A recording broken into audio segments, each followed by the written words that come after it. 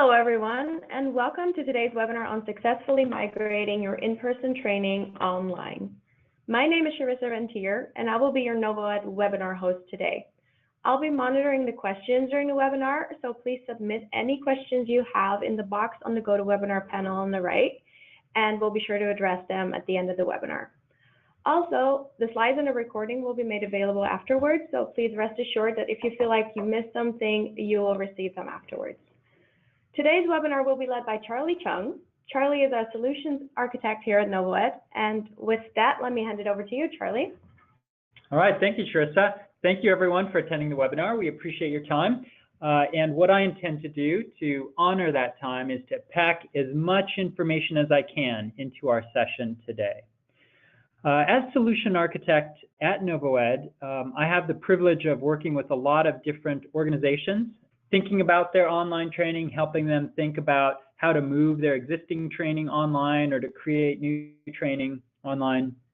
Been able to work with large organizations, small ones, universities, business schools, nonprofit organizations that are on the cutting edge, and consulting and training firms. All of these organizations are thinking of new ways to go online. They feel an imperative to do so. And have really come up with a lot of great methods and approaches. I've been able to pick up a lot of best practices from this, and that's what I'd like to share with you during this session today.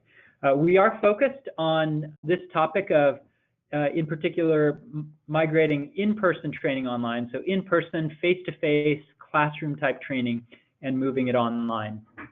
Now, before I get into the sequence of what I'd like to cover today, let me start with a little bit of data.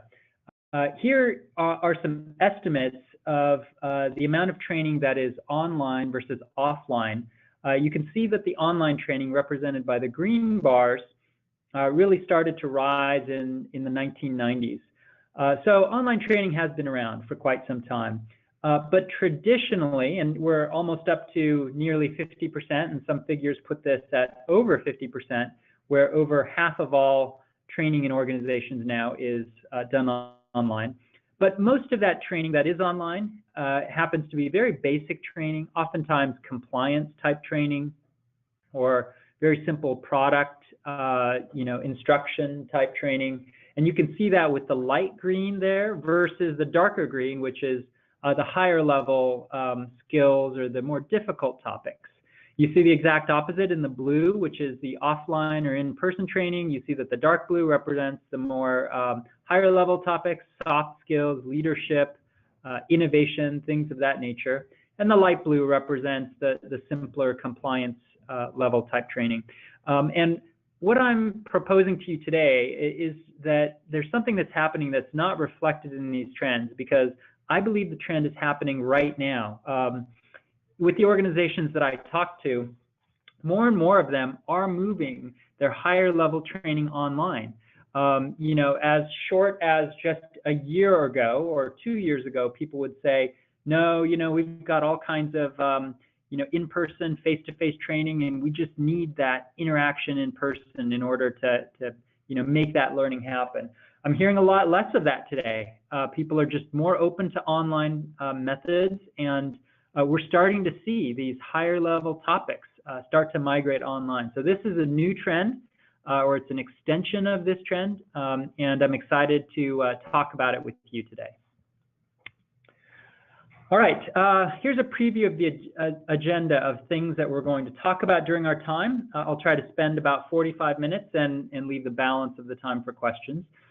First, why move online? So I'll get into a little bit of that.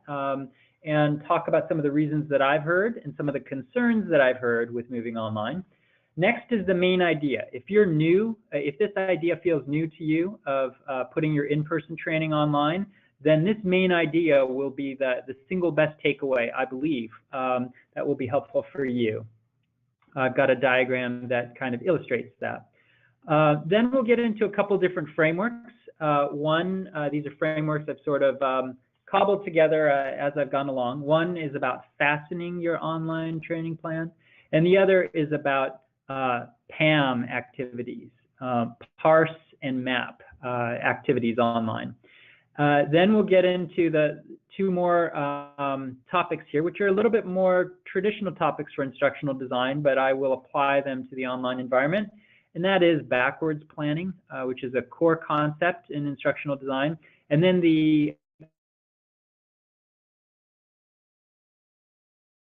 I'll finally end by talking about a few approaches, sort of case studies or examples, if you will. I've got a template in there to show you, and I'll also describe my top three, I guess, suggestions or best practices for how to think about this and how to approach it. All right, as Sharissa mentioned, if you've got any questions, feel free to put them into the GoToWebinar chat, and we'll answer those either as we go along or towards the end. Let's talk about the why of moving online. Now, maybe you've heard some of these types of questions or points here. You know, can you train 500 managers? Maybe it's a much bigger number than you're used to training. Half our workforce are millennials or are digital natives or have short attention spans, things like that. Our budget has been reduced. You need to do more with less. What about our remote staff? There are more contract workers, more remote workers, more international global operations. How can we get them up to speed? Our staff would never sit for a 2-day training thanks to social media. We seem to have shorter and shorter attention spans these days. Our employees want on-demand access so that it's not just during a period of training, but they want access to things all the time. So these are some very common things that are driving this trend towards online learning. And I'm sure many of these resonate with what you've heard. Now the question is, does that mean that online, moving your training online is an absolute slam dunk?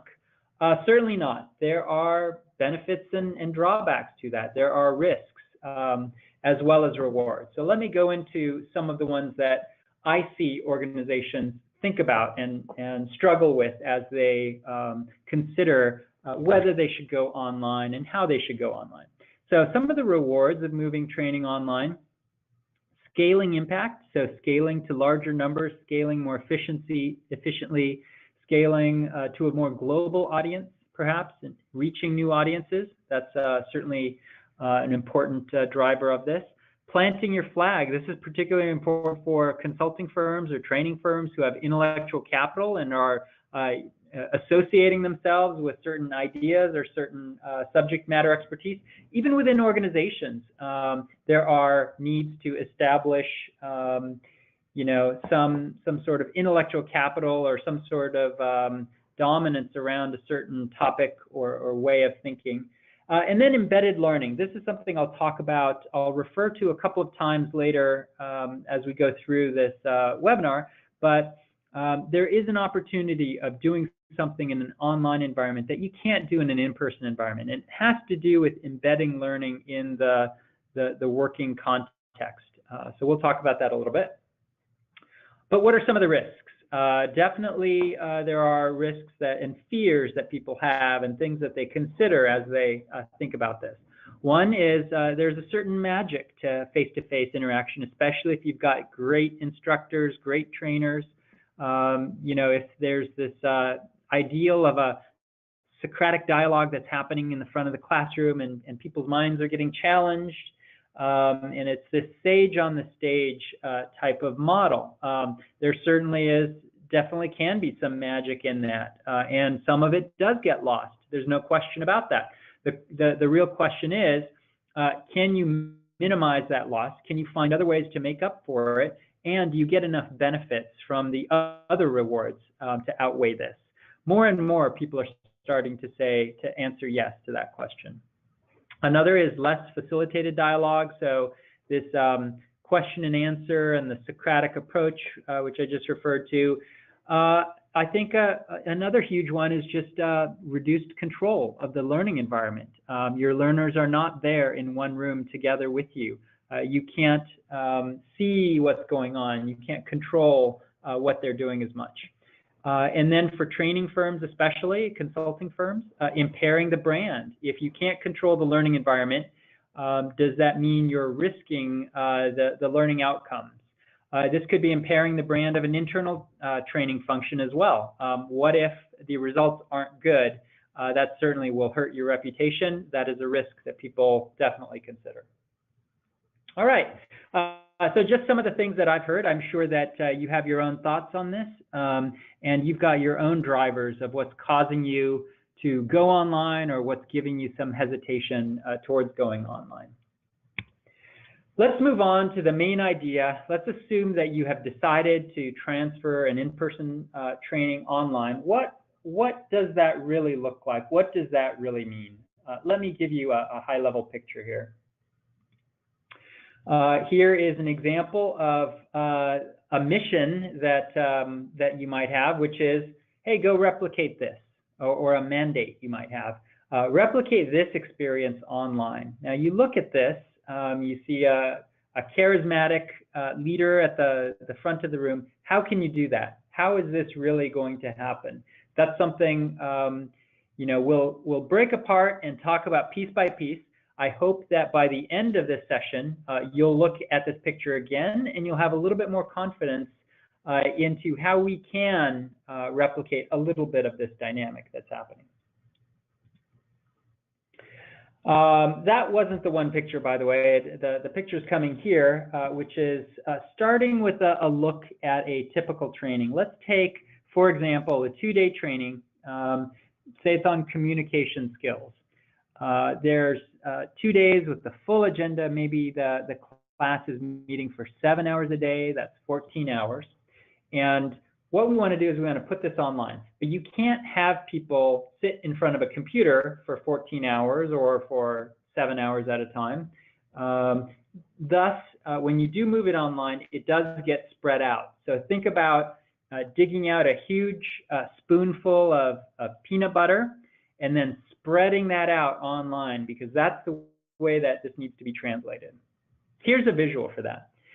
You can see in this online training, there are 7 modules. So these modules might be spread out over 7 weeks. So we go from 2 days to 7 weeks. That's a huge difference right there. Now, what's happening in these 7 weeks? Each module is being released at the beginning of each week, and people are being reminded that the next module is available, the next module is available. Participants can choose when to work on that module anytime during that week. It could be Thursday at 6 a.m. It could be Tuesday at 5 p.m. It doesn't matter exactly when, but the fact is they are all moving along at the same pace. Why is that important? Because when they have discussions or when they share assignments and things like that, they're all in the same, thinking about the same topics at around the same time. You can have self-paced learning as well. That is actually a very popular type of online learning where it's completely self-paced. It's totally up to the learner. But what I'm trying to describe here is what can most closely replicate the in-person training. And what can most closely replicate that is something where people are moving along at the same cadence. And then one other advantage of this as well is that content is sort of chunked into grouped into 7 different chunks. You get this, a little bit of this micro learning type concept, and it's embeddable in the workplace. We'll talk a little bit more about that, but essentially what that means is that between these weeks, instead of having assignments where people are just, talking about things or thinking about things in the classroom, they could actually do things in their workplace and come back the following week. So for example, between module 1 and module 2, you could teach people a listening exercise or a listening technique. You could have them try that technique in some actual conversations and then report back in module 2 how that went. Maybe a technique could be something like, after someone makes a point, count to 3 in your head before you make your point, in order to give them enough time to finish what they're saying. So very simple technique like that. You could ask people to try it and come back and report back how it went. Between modules 4 and 5, for example, you could have people practice a presentation and find some people to give that presentation to. That would be something that would be authentic, it would be relevant, and they would come back and bring their feedback back to the class as well. All right, in terms of timing, now take a look at what's happening here. We have the 14 hours in person, so that's 7 hours a day, 14 hours in person on the left. On the right, we have the same amount of time being spent, but it's over 7 weeks. So it's only 2 hours a week for 7 weeks, which is also 14 hours. Now, the beauty of this is that if you're at about the 2-hour mark, maybe the 2.5 to 3 hour mark per week, up until that point, most professionals can fit that in to their existing work week. They can find time to make training, to do training for that amount of time without dropping something else. It might be, of course, that if they're hourly workers or something, that they might need a special carve out of time. But for most professionals, I would say that 2 hours a week is pretty reasonable for them to carve out. So automatically we have one advantage right there. They don't need to find 2 days to take out to go someplace and get the classroom training. Secondly, they don't have to be anywhere at any one particular time. They have that whole week window in which to do their work. Now, if they're interacting with other people, clearly they need to schedule that and so forth. But for the most part, they can be very flexible in how they, when they take part in this learning, as long as they kind of keep up with everybody else. All right, so as I sort of mentioned earlier, this is the one diagram if you're completely new to online training and how that might work. This is the one diagram you should really impress in your mind, because you're taking that in-person training on the left over 2 days, and you're providing an equivalent amount of time of learning time, but you're spreading it out over the 7 weeks, and you've got it sequenced. It's flexible. You've got some options in how to do that. The rest of this, the rest of my presentation will go into how we actually plan those 7 modules, what we do to figure out what they consist of. But this is the highest level view and would get you off to a good start. All right, next let me introduce you to a framework. This is a framework that I developed recently, but it does encapsulate a lot of different factors that you need to take into account when you're creating your overall online learning plan.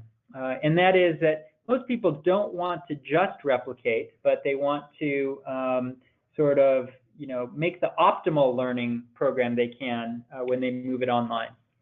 Here are the 6 factors you can think about: facilitation, audience, scope, time commitment, exercises, and new options. So FASTEN is the acronym that I came up with. Let me talk about each of these a little bit. So facilitation, what do I mean by that? The training staff, how much effort and time should the training staff be involved in your online course? Now, for some folks, they want to minimize this because that's an important part of the scalability that they'll achieve. So if that's the case, that would obviously affect the way you design your exercises. You wouldn't have as much feedback from the staff and so forth. In other cases, you might not be reducing this time, but you might be making it much more efficient. So, you might have, instead of 2 full days of a trainer for the in-person program for 30 people, you might have them spend the equivalent of the 2 days, maybe even more, but you could be training a course that has 150 people in it. So you've got huge potential for economies. And one of the things you need to figure out right off the bat is how much training time or trainer time or staff time do you want to apply to the program? It does affect the design quite a bit. The next is the audience. So the target learners for the program, they could be the exact same target as your in-person training, but oftentimes it's not. Oftentimes there's this concept of a cascade type training. Say, for example, you've got a transformation initiative happening at a very senior level in your organization. It might be the case that that training or some of those concepts in those trainings need to be also delivered to lower levels of the organization, mid-managers, junior managers, other staff. It's probably not going to be the exact same content. It's probably going to be, some aspect of it. And so you do need to take both the new audience and the new scope into account, because you may not be trying to teach all the same things that you were in your in-person training. So that is something to consider. Next is the time commitment. We talked about this 2 hours, and I mentioned 2.5 to 3 hours per week is probably the max.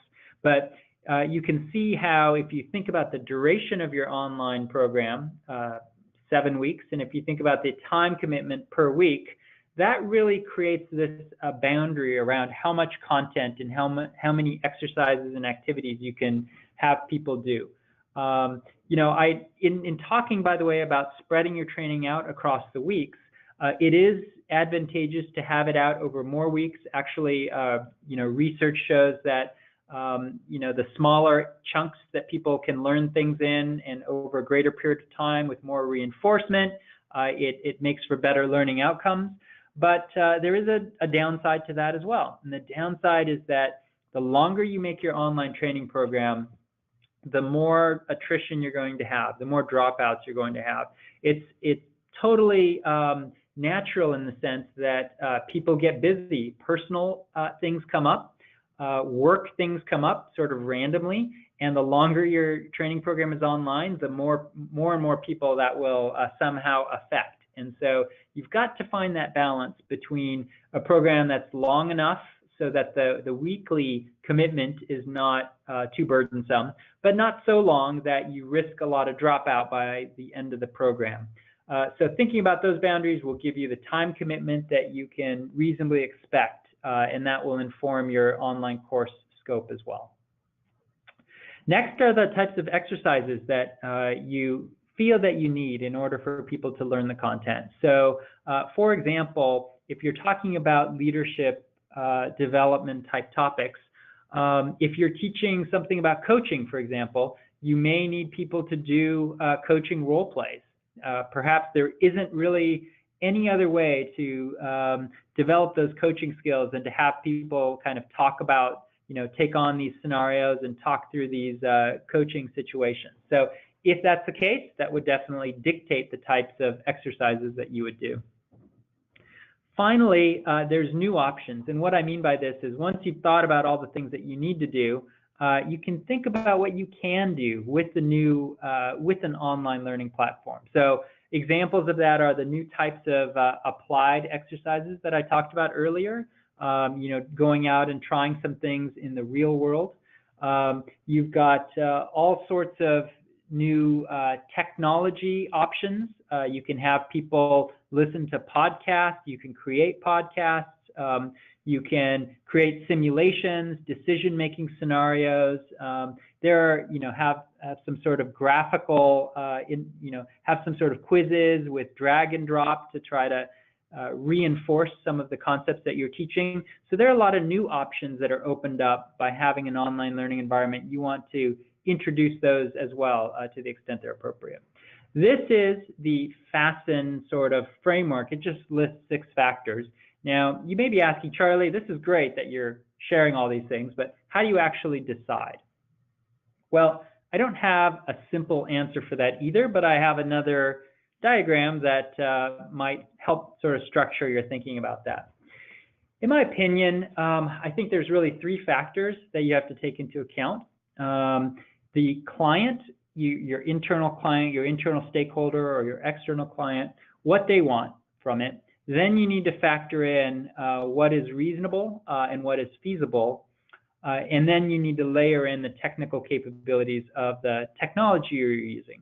And it does have to be in that order. It should be in that order. You do want to start with what the client wants to achieve, but you have to think about that critically, and you have to think about, given the constraints and given the factors in the FASTEN framework, is this feasible? What can you realistically have people learn from this online training course that you're considering? Maybe the client wants, you know, lots of things, but they are only willing to have people take a 4-week online course instead of a 7-week one. That would obviously affect what learning objectives are feasible there. Then when you've gone through both of those factors, then you would talk about technology. And we really feel that technology is an enabler of what you can do. It should not be the dictating force. it should not be the thing that you start with. That can be tempting. So you can look at some great learning platforms out there, and you can say, wow, there's 7 different cool features that I just want to use, and you start going down the list of all 7 and start thinking, okay, how can I use this? How can I use that? And that's really, we're looking at things in the wrong direction. Those are tools looking for, sort of the business need or the use case. We should, as much as possible, start with the client goals, start with the learning objectives, and then come to the technology as a way to achieve those. Sure, sometimes new features will give us ideas and bring to light new possibilities, but we should always go back to those first filters of what we're trying to achieve and what people want to achieve out of the learning program. All right, so that's the FASTEN framework. Hopefully some of you will find that helpful. I have a second framework as well, which is a shorter framework. It only has 3 letters. And this is PAM, Parse and Map. So this step is to parse and map your activities parse your in-person activities and map them to online activities. So what does that look like? Let's take a look at some in-person activities. These are ones here on the left, which are very common. So in an in-person classroom, you might have the instructor talking or presenting, so that's lecturing. This is something that could be met online with or sort of approximated through videos, recording that lecture, or slides that lecturer has put together, other handouts. You might have the teacher or instructor facilitating discussions. To approximate that, you could have discussion boards where staff and the teachers are involved in those discussion boards. They're actively providing feedback in those discussion boards. There might be a VILT, a virtual instructor-led training. So sort of like a live webcast, if you will, where they're interacting virtually. And that might be great for a Q&A session. You could even do some, small content pieces through that. And that would be another way to do some of this facilitation online. There's polls and quizzes and other techniques, of course. Next, you might have participants present in front of the class, in front of the group. You could approximate that by having your online students create assignments to do role plays with each other, to review each other's work, to comment on their peers' work. Next, you might have small group discussions. Very typically in an in-person training, you would break people up into groups of 4 to 7 people, have them pick one topic and really dive deeply into that topic. Then maybe afterwards they would come back and present to the rest of the course. Well, online you can achieve the same type of thing. You can have people break up into small groups and work together virtually. A lot of people are doing this in their working environments anyhow, as they're collaborating with their colleagues. Finally, we have exams that you might have in person. Well, these could be quizzes, they could be assessments or assignments and things like that. Now, the thing that I want to emphasize here is that, parse and map. So parse out, what you are currently doing. I'd recommend going through your in-person training and really dividing it up into these elements or other elements in addition to this, and then mapping that into potential online pieces that you could have. However, the purpose is not to just do a one-to-one mapping. It is a good starting point.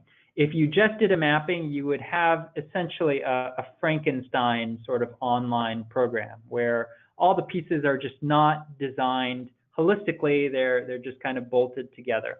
So we do need to take an extra step and think through what makes sense in piecing together the online elements that we want to have. Now, what would drive our decision for that? There's a couple. One that I would suggest is important is, actually I have four or five things to take into account. But take a look here at this diagram on the right. So here in the blue boxes, we have some of the same online elements that I described earlier. I put them on a continuum. On the right is facilitated, meaning it requires more instructor or staff time to pull off. And on the left is more automated, meaning that it's fairly easy to consume in a self-paced sort of manner. Videos, it might take some time to create, but once you've created them, they're very efficient. The height, the y-axis, so to speak, this could be sort of the amount of effort required from the learners. So sitting back and watching videos or attending a VILT might be pretty easy to do. Completing assignments and participating in discussions is more work. And then some special assignments like role plays, or maybe you have people, develop an idea and test it out in the real world. Some assignments like those would require the most effort. So here below are a few things that you should take into account when you assemble this grouping of online elements. Five, I guess, principles you could say. One is that you do want to mix and match because multiple modes do enhance learning. So research shows that using different multimedia, using different approaches, engages different parts of the brain. And so you do want to have a variety of things, different ways of having this kind of content and activities available. So for example, instead of only doing slides, maybe some of the slides you turn into a Prezi presentation that people have to click through. Instead of only doing videos, maybe you also record some audio and you've got a mix of that to do. Maybe some of the discussions are deeper, facilitated discussion questions. Others are more simple, more casual, more off the cuff, etc. You also want this kind of variety for engagement. You want to provide an assortment so people can try something a little bit different. You do want to balance that, however, and you do want to have predictability and ease of use. You don't want your learners to come in and always have to figure out what to do next. You want them to be able to sort of know what to expect. When we get to the end of our session, I'll show one or two examples that will give you a good sense of how to create this kind of predictability. Next, you want to minimize the burden on the learners. The predictability certainly will help, but you don't want to try to ask for more effort than is absolutely needed. I'll have more to say on that a little bit later.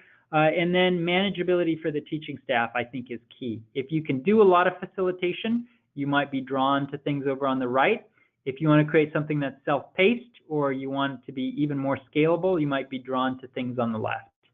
So it really requires, this is where a little bit of art comes in, and this is the instructional design process.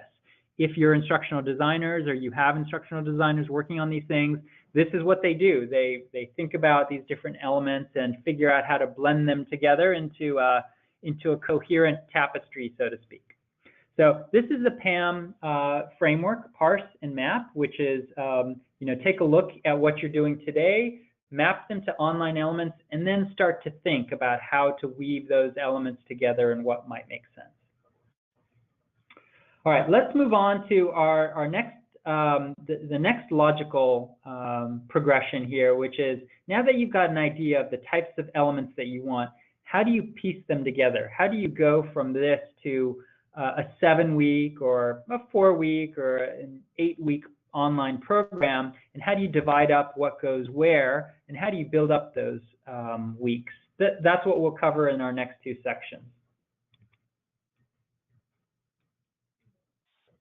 Backwards planning. Backwards planning is a concept that's well known to instructional designers. For those of you who may not be familiar with it, here's a definition.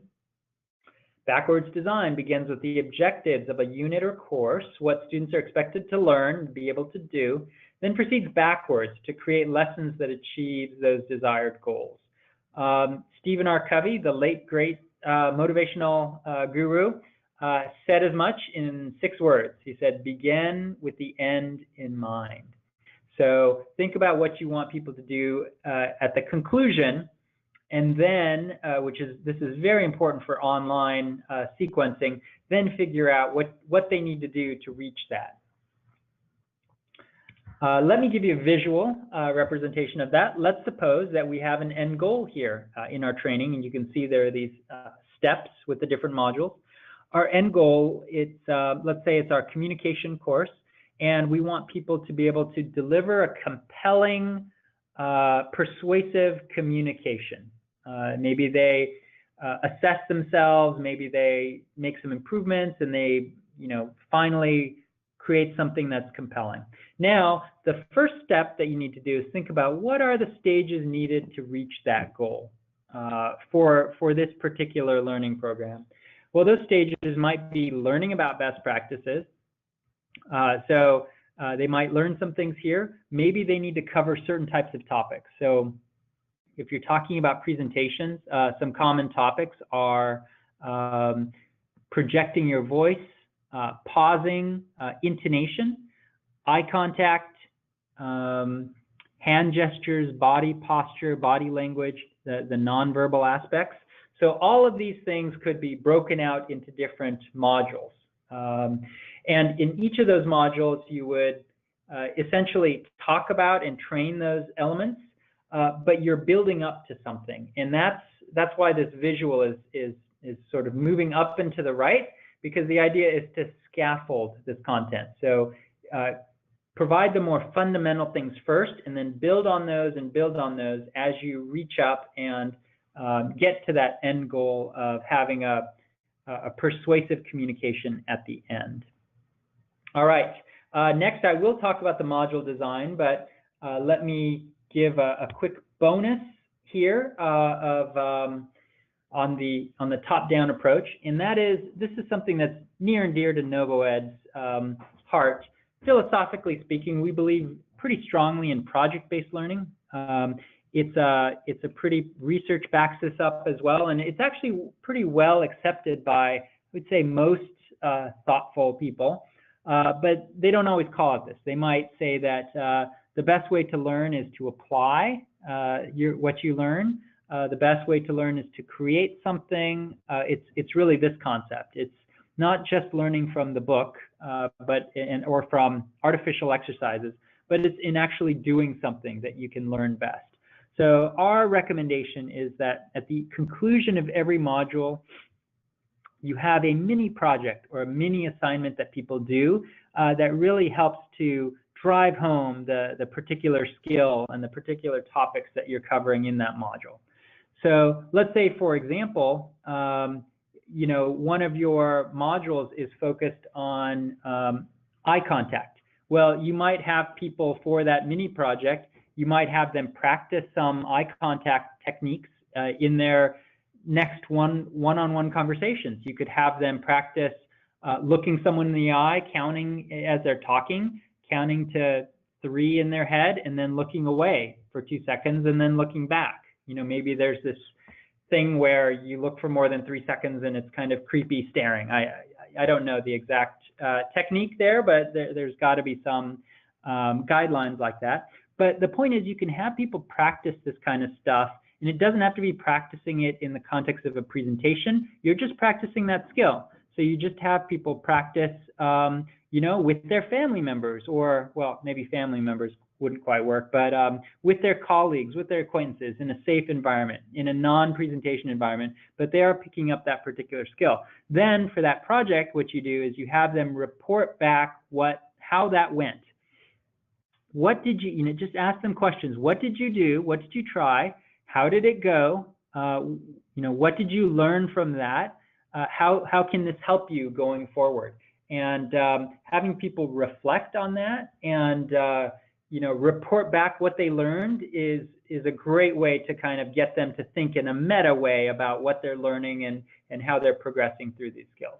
So that's our sort of bonus step here, is make these modules project-based. So you've got a mini project going throughout. If you're doing a persuasive communication, maybe some of those mini projects focus on the techniques. Maybe one of those focuses on the actual content. Maybe you're giving guidance on what good slides look like, or good presentation materials. So you might have them submit something like that as one of the mini projects.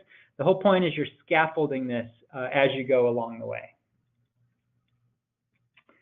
All right, now that we've talked about how to divide up our course, figure out what is in our course, first of all, divide it up into modules and sequence those modules, how do we actually build those modules? Well, I'll share a little bit on that in this section about designing the modules. Let's take a look at one sample module here. This is one from, this would be sort of a design thinking type of program, and maybe module 3 in this program is developing a pitch story. So they've come up with something interesting to say, now they need to create a pitch and present that in a compelling way. So the sequence is actually somewhat similar to what we went through at the macro level for the course, and that is we have to chunk what we want people to learn in this content. So we're chunking these sections here, and we're sequencing it. We're saying first they do what's on the bottom, learn about what's making effective pitches, then understanding key elements, etc. Now, the difference here, though, is that we've got to get into the nitty-gritty when we're talking about a module, and we have to go to that first piece, learn what makes effective pitches, and we need to ask, okay, how are people going to learn about that? Maybe we've got a video, maybe we've got some slides, maybe we've got some content that will help them. And then what exercises or what experiences do we want them to go through to reinforce that and to really learn that? So I've got some examples here that we can take a look at. Let's say we have, for the bottom one, learn what makes effective pitches. Maybe we've got some videos for that. Maybe we've got links to external content.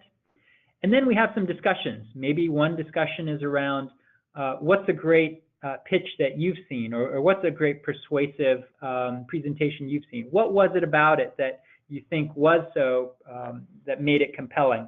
Maybe that one video is looking at Steve Jobs introducing the iPhone, and you have a discussion around why that was effective.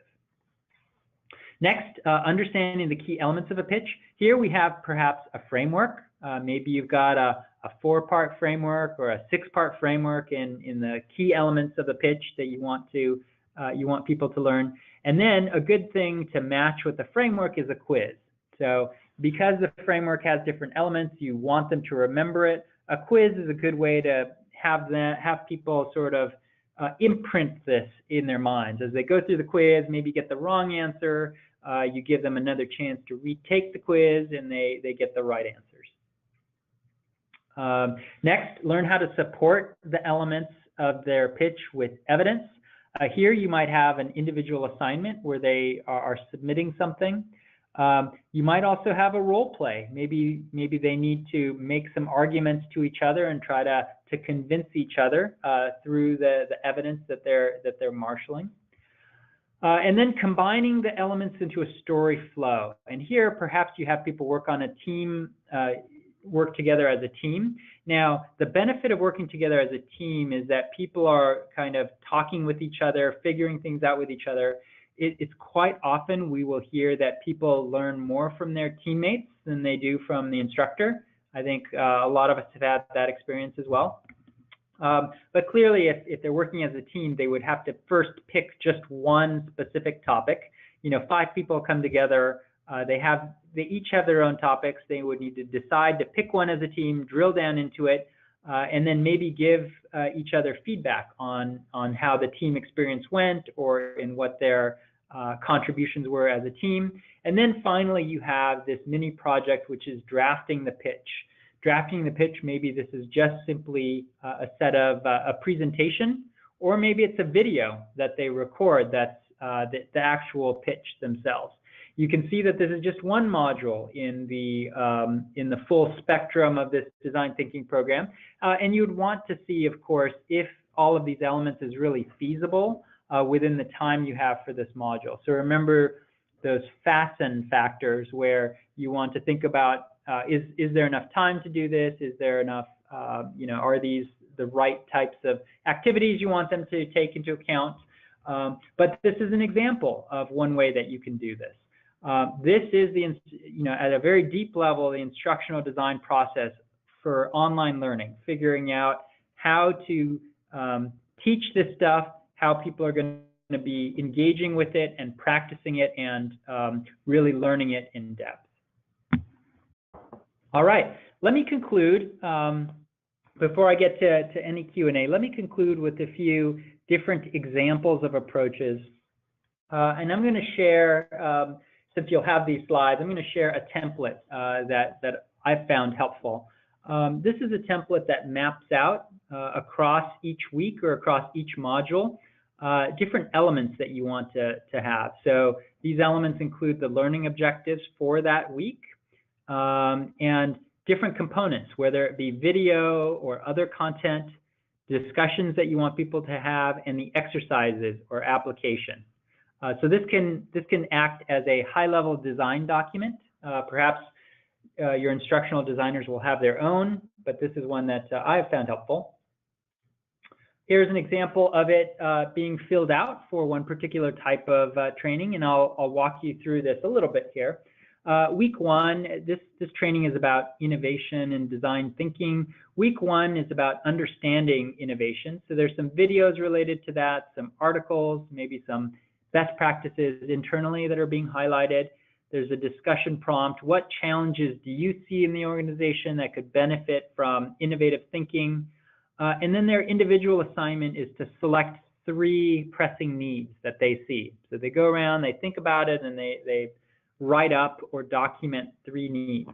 Week 2, they're going to talk about innovation challenges in more detail, learn about skills for this, look at a case study. Maybe there's a quiz around the different skill sets required to innovate.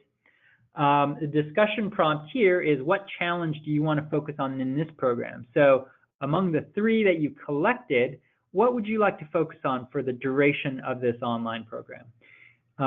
They, as their individual assignment, write it up. Maybe you provide a template and they document this particular challenge in more detail.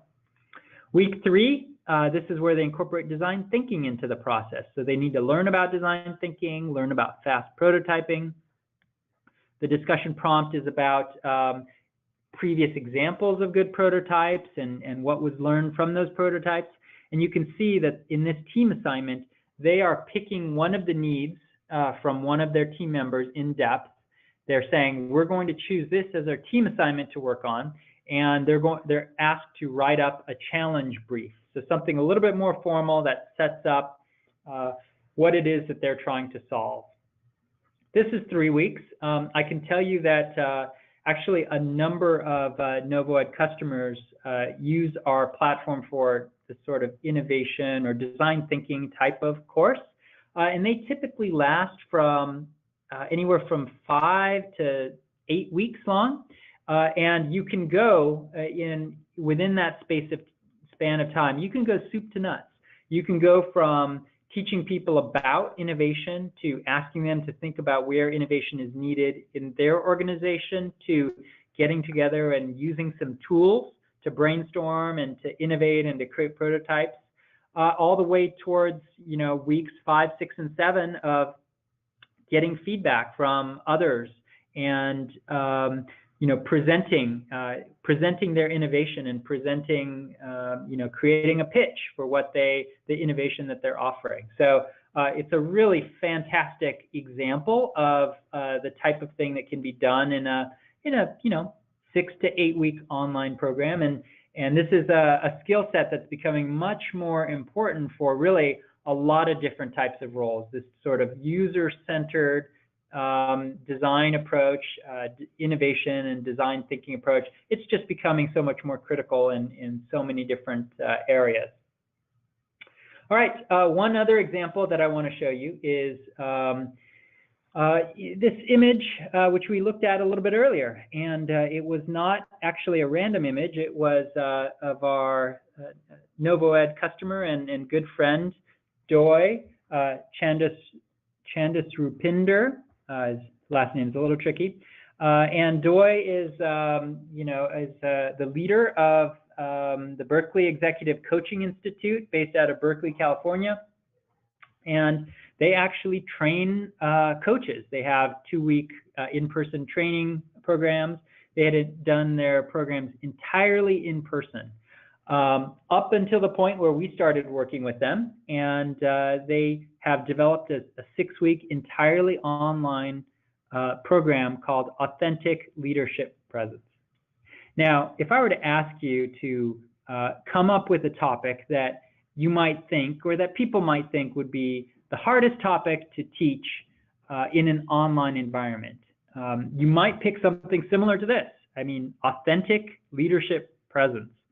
It's hard enough to even define what leadership presence is. It's so squishy to most people, let alone talk about teaching it in an online way.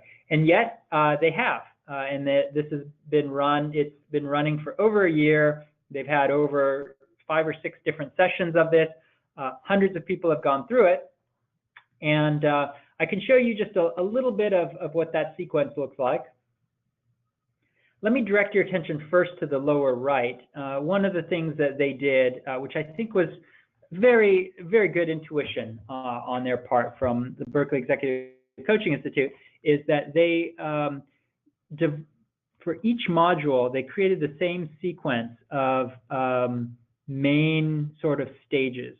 And the stages were to explore the materials we're providing to you, reflect, think about what you've learned, and describe how that affects you, how you will implement that. In some cases, people were even encouraged to keep a paper journal, and then practice. So this is where the application comes in. So I mentioned before about the need to keep things cognitively easy and predictable for learners, and this is how they did that. The content changes, the reflection questions changed, the practice exercises changed, but every week learners would come in here and they would see these same 3 stages, and they knew sort of what to expect as they went through them. Okay, back to the outline of the course. I'll talk just at a very high level about this. So there were 6 modules in this course. Getting to know you was sort of a basic, learning some of the basics. Making it personal. Now, in order to create a baseline for being an authentic leader, what learners were asked to do was to actually draw their own story, their own river of life on a piece of paper, and write down, milestones in their life from birth until the present day, either personal milestones or professional milestones. And what people would do is actually take pictures of these pieces of paper and upload it onto our platform as their assignment submission. And you look at it, it was beautiful. It looked like a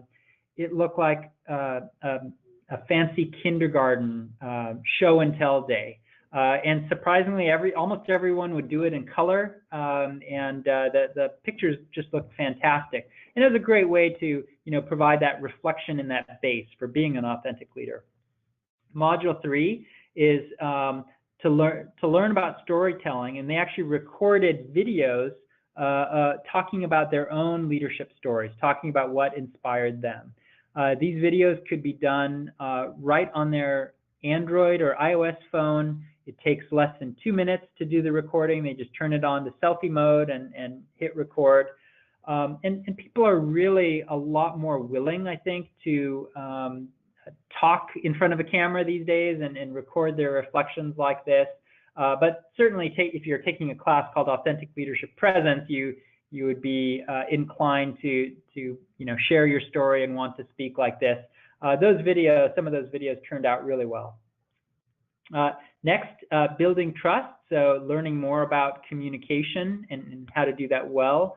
Then module 5 is creating impact, learning how to give and receive feedback. So they actually gave feedback to each other's videos, as well as learned how to give feedback and how to do so in an impactful way. And then finally, creating an action plan in module 6. So it was a very sort of in-depth type of program, but the people who signed up for this program were quite motivated to really improve themselves, in this area. And the Berkeley Executive Coaching Institute was able to help people in this online program. They reach people all over the world that otherwise would not have come to attend one of their programs. And it's really been gratifying to see the impact that they've had. You can feel free to check them out. at the Berkeley Executive Coaching Institute. I can give you the URL, www.berkeleyeci.com, berkeleyeci.com. All right, I'm going to conclude with some best practice tips. And what I'm going to do is these tips are my highest, most distilled thoughts on this topic. In fact, I'm going to teach you how to play chess in 3 dimensions. Well, maybe not. It's a bit of an exaggeration, but I've always wanted to use that phrase, playing chess in 3 dimensions. So I had at least an opportunity to throw that out there, and I did. No, it's not that profound, but these are the 3 big things that I would provide or offer as my own personal takeaways from, lots of experiences talking about and working with different customers on these things. Number 1, take the opportunity to distill your content. If you do decide to move your in-person training online, don't just move it over and try to keep everything the same. You know how perhaps if you go through a move, you take that opportunity to get rid of a bunch of stuff you don't need that you've accumulated, maybe, change the vision of how you're, setting up a room and how you're going to arrange your living spaces. That's the opportunity that you have when you create an online program. Take that, if you take all the slides in a 2-day class, you might have 150 slides or 200 slides. And just ask yourself, do you really need all that? Do you need all that stuff? Can you distill it? Can you crystallize it? Can you take 22 slides and turn them into 7 high impact slides? Can you take, 15 minutes of explanation and turn it into 1 diagram that kind of conveys what you're trying to say? One phrase that I've heard a lot by people going through training that really, really, really irks me, and it haunts me. It's been haunting.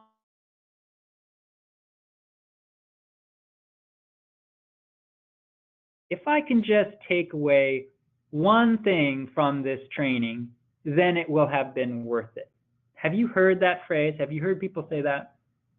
Now, I can't blame them for saying that, but that really, really gets at me. It eats at me because we're talking about taking up 14 hours of their time, bringing them somewhere, creating 200 slides, and their best case scenario is taking away 1 concept.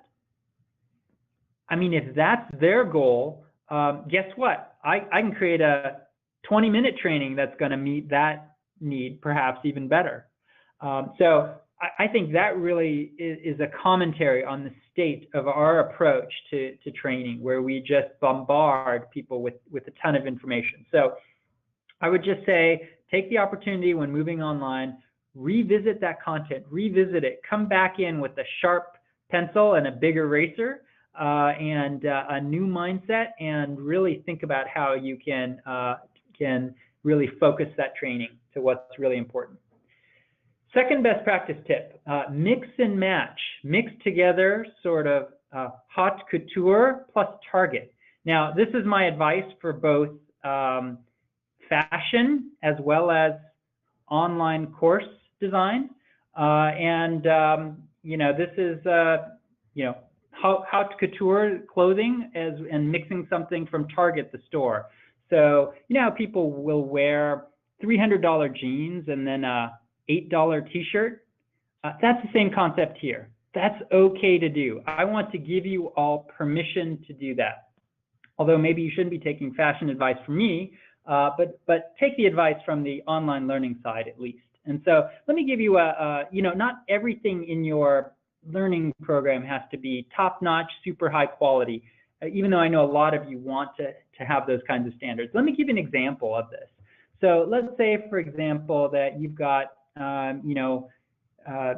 2 hours of video that you want to create into small video segments, and you want to create lots of fancy video, etc.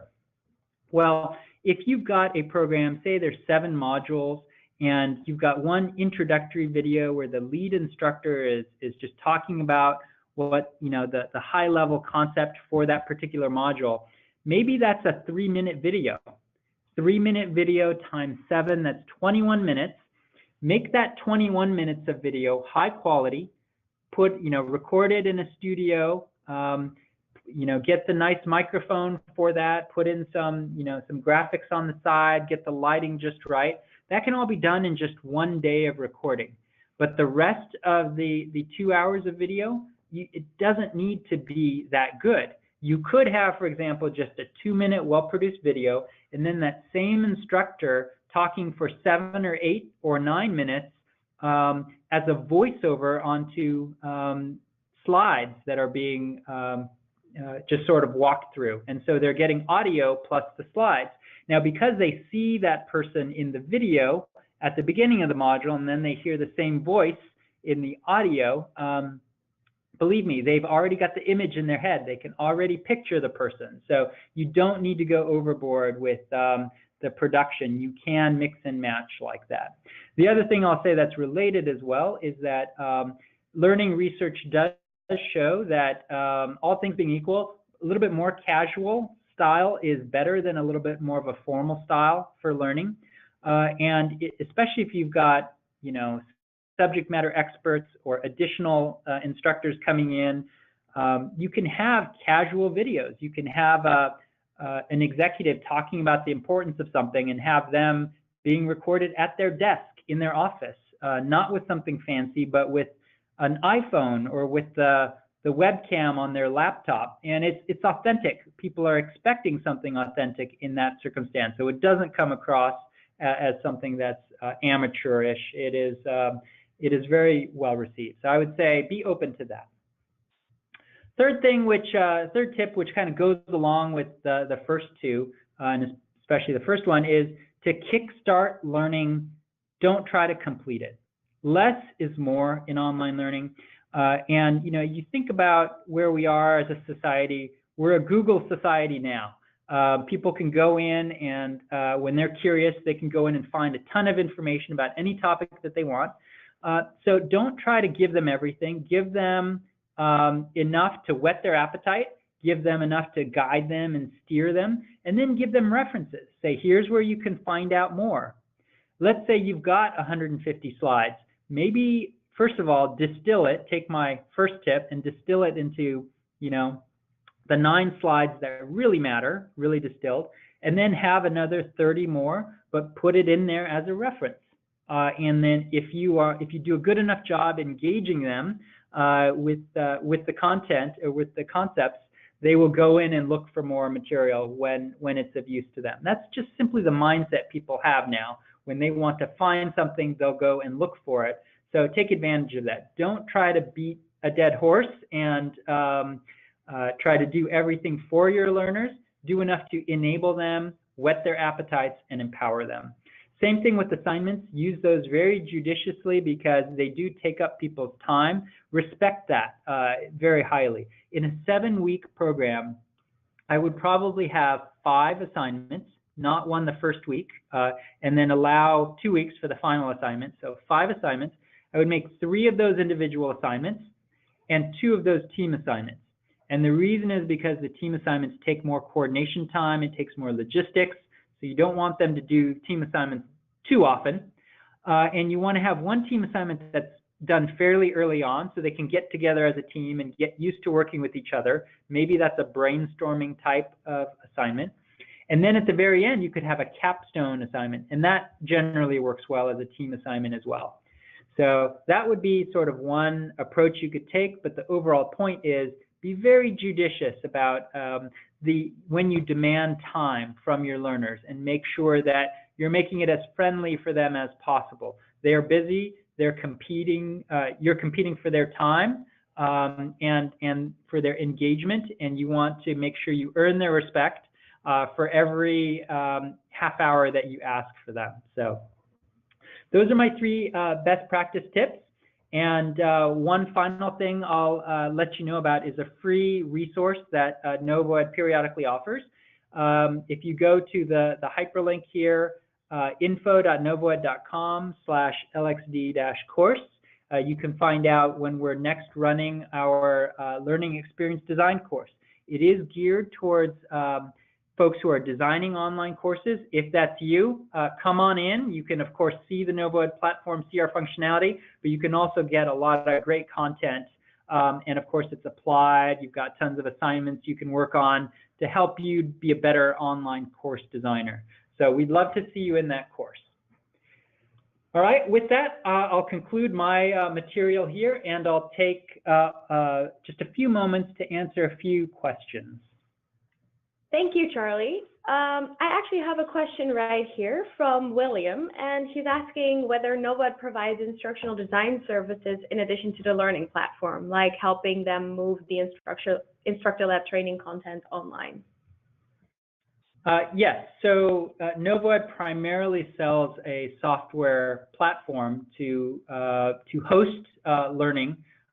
We don't sell content, for example, but we have a very strong services team. I'm in that services umbrella myself, and we have a strong services team that kind of works, you know, on an as-needed basis with customers, because this type of online learning is new to people, and folks just are not used to it, or even if they are, they don't know the best practices of, you know, creating programs like this. So we do have a strong team. We can work with customers. Oftentimes we work with them for their first 1 or 2 courses, and then they're fully ready to you know, do other ones by themselves. But those are some services that we offer. Okay, perfect. And another question from Francine. She asked what the most difficult aspect organizations find hold them back is in their moving towards online learning. Yeah, so what are some of the barriers to moving learning online? I would say the biggest one is still mindset. You know, as I mentioned, up to a year and a half ago, people were still skeptical that online could really replace in person in any reasonable way. And if you think about it, our whole educational system is based on this classroom concept where there's one expert at the front and there's 30 or up to maybe even a couple hundred people sitting and watching them. So I do think that is you know, going to be a tough thing to shift. And to be fair, I do think there is some magic in person. There are things like charisma. There are things like, you know, aha moments where groups kind of, you know, come to realization of something. So the question is just, you know, what are the overarching trends? The overarching trends are more people are doing more things online. It's becoming much more accepted, and I think it's just inevitable. And I'm glad to, you know, be a part of this trend where we're starting to see some of the stuff that used to be only in person start to move online. It's just an exciting time to be involved in this space. It is. There's one last question, then our time is up, from Gilda, and she asks, how do you design a virtual role play? How do you take that role play and make it online? Okay, well, for something like a role play, the key is that it actually is not that different from a role play you would have them do in person. The online part is you would assign it online, and you might have them get together and communicate via a web conference. So they might be meeting virtually, but the role play itself would be very similar to what you would give in a classroom, and that is, you know, you do need to be very careful online to give clear instructions. So you would give them a handout that has, you know, a step-by-step process where they, you know, have a couple different roles where they're given instructions and some context about that role, engage in a discussion, and then, you know, maybe switch roles and do a second scenario. That's always a nice thing to offer. Then they have an evaluation form where they evaluate each other, maybe do a self-evaluation. And the key, I think, for the online is have them, as their assignment, submit their evaluations, especially their self-evaluations. So have them either answer questions or turn in a document where they describe how that role play went. You know, what they looked for in that role play. Did they achieve what they were trying to achieve in the role play? Did they follow the principles that you were teaching them, or did they not? Did they find that challenging? And then what did they learn? What are things that they can apply for themselves in the future? Have them submit all that as an assignment, and that is a great way to incorporate kind of that role play in a virtual way. You could also, if you wanted to take things to the next level, you could have them record their role play and maybe submit that as a video if you wanted to, view that and analyze it further. But honestly, I think that might really not be necessary in most cases. In most cases, having a great way to submit an evaluation would be sufficient to facilitate a good role play. All right, thanks, Charlie. I believe our time is up. Thank you for the great presentation, and thanks for all of the attendees for joining, and we hope you have a great day. All right, thank you, everyone. Have a great day. Bye.